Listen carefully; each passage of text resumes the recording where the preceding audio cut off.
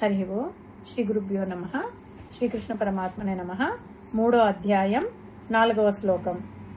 ఓం న కర్మణా మనారంభాత్ నైష్కర్మ్యం పురుషోస్నుతే న చ సన్యాసనాదేవ సిద్ధిం సమధిగచ్చతి. అంటే నా అంటే కాదు, కర్మన అనారంభాత్ ఏ కర్మలను చేయకపోవడము, నైష్కర్మ్యం అంటే కర్మ లేని స్థితి మోక్షం, పురుషః అశ్నుతే మనిషి పొందలేడు, పురుషః అంటే పురుషుడు, నా అశ్నుతే అంటే పొందడు, చ అంటే మరియు, సన్యాసనాత్ ఏవ కేవలం సన్యాసం ద్వారా మాత్రమే, సిద్ధిం అంటే సిద్ధిని పరిపూర్ణతను, న సమధి గచ్చతి పొందలేడు. అంటే ఏం చెప్తున్నాడంటే పరమాత్మ, నేను సత్కర్మాచరణను చేయను అని అనుకుంటే అలాంటి వానికి నైష్కర్మ్య సిద్ధి కలగనే కలగదు. కర్మబంధాలు తొలగిపోతాయి అనుకోవద్దు. అన్నీ వదిలేసుకుంటే ఏదో సిద్ధిస్తుంది అంటే అది లేదు అని పరమాత్మ ఈ శ్లోకంలో చెప్పాడనమాట. నైష్కర్మ్య సిద్ధి ఎప్పుడు వస్తుంది, ఎప్పుడు పరమాత్మ తత్వం కలుగుతుంది? మన హృదయం అనే అద్దంలో ఎప్పుడు పరమాత్మ ప్రతిరూపం కనిపిస్తుంది? మన హృదయం స్వచ్ఛంగా ఉన్నప్పుడు. హృదయం స్వచ్ఛంగా లేకపోతే అందులో ప్రతిబింబం కనిపించదు. మన హృదయము, మన మనస్సు, మన బుద్ధి, మన అంతఃకరణ కుసంస్కారాలతో మలినం పట్టి ఉన్నాయి. అద్దం మీద పడిన దుమ్ము ధూళి లాగా మన హృదయం అనేక మాలిన్యాలు, మన హృదయంలో అనేక మాలిన్యాలు అడ్డం పడి ఉన్నాయి. దుమ్ము పట్టిన అద్దాన్ని వెలుతురులో పెట్టినా, అడ్డంగా పెట్టినా, నిలువుగా పెట్టినా, పైకి కిందికి తిప్పి చూసినా ఏమీ కనిపించదు, ప్రతిబింబం కనపడదు. మనం ఏం చెయ్యాలి? మనం అద్దాన్ని తుడవాలి.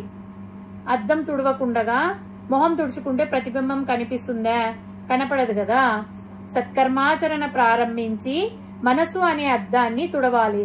దుష్కర్మను దగ్గరికి రానీకుండా, నిషిద్ధ కర్మలు చేయకుండా సత్కర్మలను మాత్రమే చేసుకొని మనసు అనే అద్దాన్ని తుడిచి శుభ్రపరచుకున్నాక పరమాత్మ ప్రతిబింబం కనిపిస్తుంది.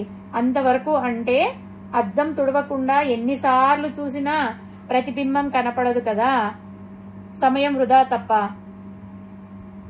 ఆ విషయాన్ని పరమాత్మ నొక్కి చెప్తున్నాడనమాట.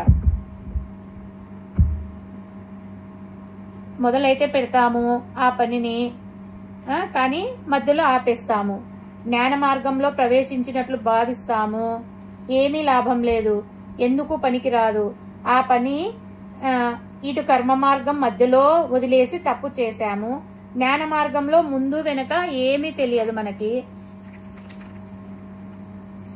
జ్ఞాన మార్గంలో ముందుకు వెళ్ళాలంటే మనస్సు శుద్ధంగా ఉండాలి. మనస్సు శుద్ధి చేసుకునే లేదు. సత్కర్మాచరణ చేయవలసిందే, ఎక్కడ ఆపాలి అని పరమాత్మ చెప్పవలసిందే. దీనికి ఒక ఉదాహరణ ఉంది. ఒక గురువు కొంతమంది శిష్యులని ఉంచుకొని ఆశ్రమంలో గురువు గారు శిష్యులకి విద్య నేర్పిస్తుంటారనమాట. సత్కర్మ ఎలా చేయాలి, జాగ్రత్తగా సాధన ఎలా చేసుకోవాలి అని చెప్పి వాళ్ళను శిష్యులకి నేర్పిస్తా ఉంటాడు. ఒకసారి వారి ఆశ్రమంకు ఒక అతిథి వచ్చి, నేను చాలా గొప్పవాడిని, నాకు తత్వజ్ఞానం కలిగింది, నన్ను చూచినట్లయితే మీకు కూడా తత్వజ్ఞానం కలుగుతుంది, నేను సిద్ధుడిని అని పరిచయం చేసుకుంటాడనమాట. శిష్యులు నమస్కారం చేశారు. వారి గురువు గారు కూడా నమస్కారం చేశారు అతనికి. రాత్రి అందరూ పడుకున్నారు. అది కార్తీక మాసం. మర్నాడు ఉదయం అందరూ లేచి కార్తీక స్నానానికి గంగా నదికి బయలుదేరారు. అది తెల్లవారుజామున, కార్తీక మాసం కాబట్టి విపరీతంగా చలి ఉంది. గంగా నదికి స్నానానికి వెళ్ళడం కొంచెం ఇబ్బందిగానే ఉంది. అయినా బయలుదేరారు. వెళ్తూ అతిథి గారిని కూడా లేపారు. ఆయన బద్ధకంగా లేచి, చీచీ, నన్ను లేపుతారా మీరు?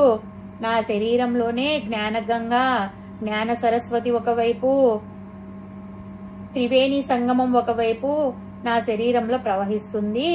నాకు ఈ స్నానాలు అవసరం లేదు. మీరు సాధారణ స్థితిలో ఉన్నారు కాబట్టి మీకు ఇవన్నీ కావాలి, మీరు వెళ్ళి రండి అన్నారు. అని మళ్ళీ గుర్రు పెట్టి పడుకున్నాడు. గురువుగారు ఏమీ మాట్లాడలేదు. వీరందరూ చక్కగా వెళ్లి కార్తీక స్నానాలు పూర్తి చేసుకుని వచ్చారు.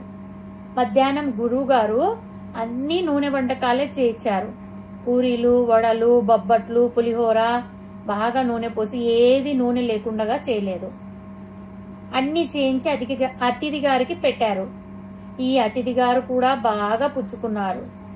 రాత్రి కూడా గురువు గారు అలాగే చేశారు. ఈ అతిథి గారు కూడా రాత్రి కూడా తిన్నారు బాగా.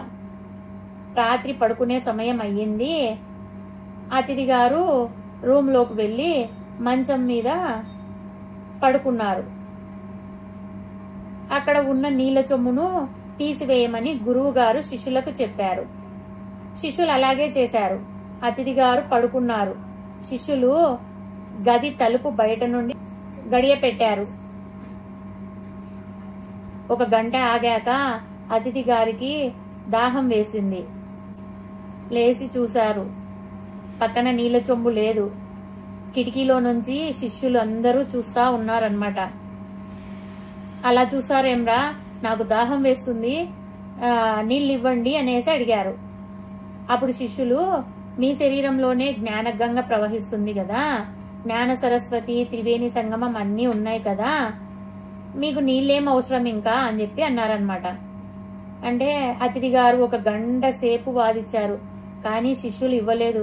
గురువు గారు చెప్పినట్టే శిష్యులు చేశారనమాట. తర్వాత అతిథి గారు ప్రాధేయపడ్డారు. అయ్యా, నేను తప్పు చేశాను, నన్ను క్షమించండి అన్నారు అతిథి గారు. గురువు గారు క్షమించి, ఇలాంటి మాటలు ఎవరు మాట్లాడకూడదు, నీకు జ్ఞానం ఉందా లేదా అనేది తర్వాత, జ్ఞానం ఉన్నా లేకపోయినా సత్కర్మాచరణ ఆచరించవలసినదే. సాధన చేసి సత్కర్మాచరణ చేస్తే సాధారణ సాధకుల ముందు నీవు సిద్ధుడిని అని చెప్పవలసిన అవసరం లేదు. నీకు ఆ సిద్ధి కలగనే లేదు. నీవు వచ్చిన రోజే నేను అది గ్రహించాను అని గురువు గారు చెప్పారు. నీవు కర్మలను మాత్రమే వదిలివేశావు. నీ తీరు నీవు వచ్చిన రోజే నేను గ్రహించాను, నీకు సిద్ధి కలగనే లేదు అని చెప్పి గురువు గారు చెప్పారనమాట. వదిలేసుకుంటే వచ్చేది కాదు జ్ఞానం, జాగ్రత్తగా పని చేసుకుంటే వచ్చేది జ్ఞానం. జాగ్రత్తగా సత్కర్మాచరణ చేసుకొని జ్ఞానం కోసం ప్రయత్నించాలి అనేది వీరు అనుభవపూర్వకంగా తెలియచేశారు. హరి ఓం తత్సత్.